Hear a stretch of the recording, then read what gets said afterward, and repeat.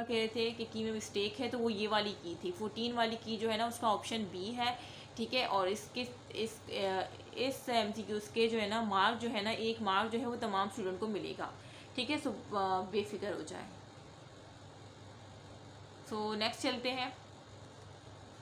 Next देखिए, stoichiometry is the branch of chemistry which deals with the study of quantitative relationship among the various.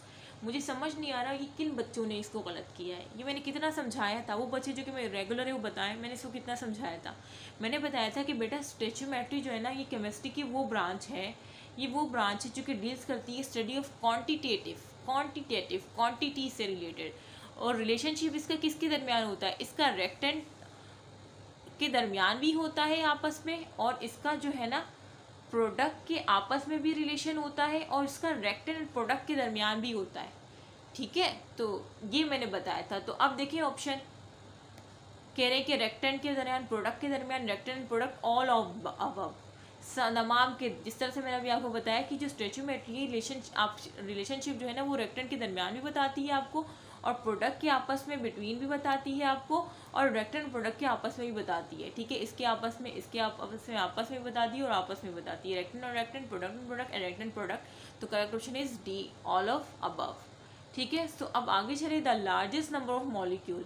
अब ये कह रहे हैं कि लार्जेस्ट नंबर ऑफ मॉलिक्यूल किस में। अब ये आपने जो है देखना होगा कि यहाँ 3.6 ग्राम ऑफ वाटर दिया है, 4.8 ग्राम ऑफ क्या दिया है, इथेनॉल दिया है, 5 ग्राम ऑफ N2O5 दिया है, 2.8 ग्राम ऑफ कार्बन मोनोऑक्साइड दिया है।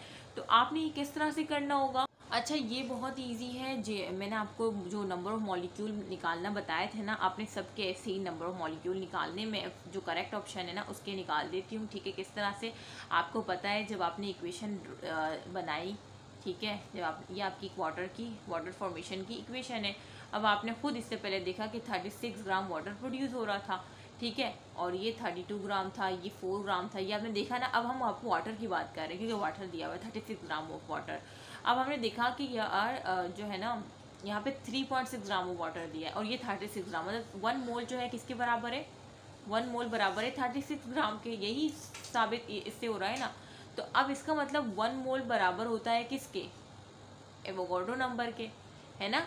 लेकिन यहाँ पे 3.6 दिया है, 3.6 मतलब एक पॉइंट ये लोग जो है किसकी तरफ आए, वही वाला जो पहले मैंने बताया, लेफ्ट साइड की तरफ आए, ठीक है। राइट से लेफ्ट साइड की तरफ जब भी आएंगे तो एक्सपोनेंट -1 करेंगे, क्योंकि एक डिजिट आया है माइनस में आएंगे, और एक डिजिट आया है तो -1 होगा। अगर 2 डिजिट आता है जैसे हमने पहले देखा तो -2, लेकिन यहाँ पे 36 से क्या बन गया 3.6, मतलब एक डिजिट जब आगे आया तो ये क्या बन जाएगा 3.6 एक्सपोनेंट -1, ठीक है। एक्सपोनेंट -1, तो इसका मतलब जो 1 मोल के लिए एवोगाड्रो नंबर 6.02 एक्सपोनेंट 23 था ना, 6.02 एक्सपोनेंट 23 जो था ना, उसके साथ आप मल्टीप्लाई कर दे किसको, एक्सपोनेंट -1।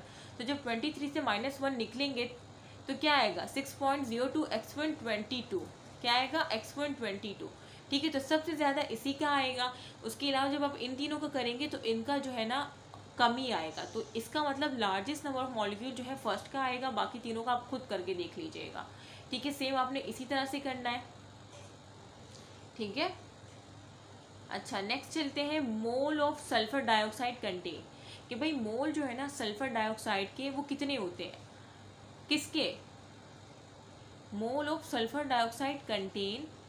अब यहाँ पे देखें, अब आपको यहाँ पे ना वो दिया गया है, बिल्कुल मैं ये नहीं कह सकती कि बहुत मुश्किल है, खुद सोचें। देखिए 6.02 एक्सपोनेंट 23 एटम ऑफ ऑक्सीजन, यहाँ पे 6.02 एक्सपोनेंट 23 एटम ऑफ ऑक्सीजन, जबकि यहाँ ये एक एटम की बात की, एक एटम की अगर बात होती तब ये सही होता, लेकिन यहाँ पे देखें ये डायटोमिक की फॉर्म में है, ठीक है। ये डायटोमिक की फॉर्म में मीन ये मॉलिक्यूलर फॉर्म में, ये क्या है मॉलिक्यूलर फॉर्म में, ऑक्सीजन 2 है ना, तो ये मॉलिक्यूल अगर होता है ना यहाँ पे, अगर यहाँ पे एटम की जगह मॉलिक्यूल होता तब ये करेक्ट होता, लेकिन ये इनकरेक्ट है क्योंकि ये एटम तो नहीं है ना, ये तो ऑक्सीजन 2 की फॉर्म में भी मॉलिक्यूलर फॉर्म में, तो ये एटम ऑफ ऑक्सीजन तो हो ही नहीं सकता ना, तो ये तो इनकरेक्ट है। बी देखें 18.1 exponent 23 molecule of sulphur dioxide, ये तो बिल्कुल ही इनकरेक्ट है, कुछ भी उठा के दे दिया।